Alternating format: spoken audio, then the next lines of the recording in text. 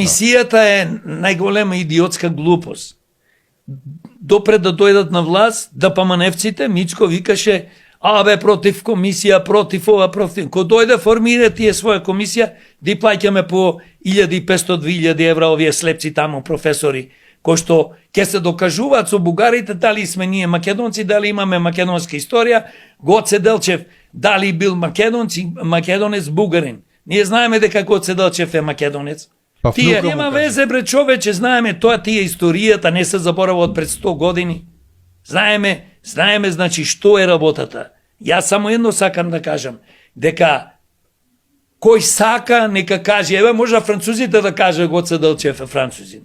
Тоа е нивно право и што сака не кажуваат. Ама и ние знаеме кој е Гоце Делчев, знаеме каде коските се донесени.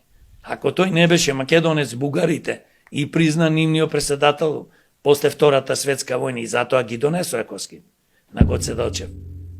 Моштите како ги вика. Так. Значи ние треба да знаеме дека не смееме да дозволиме никој да не понижува и ова една убава измама на мицковски манипулација со договор демек, еве ако не примат, ние ќе го промениме уставот, ќе ги ставиме.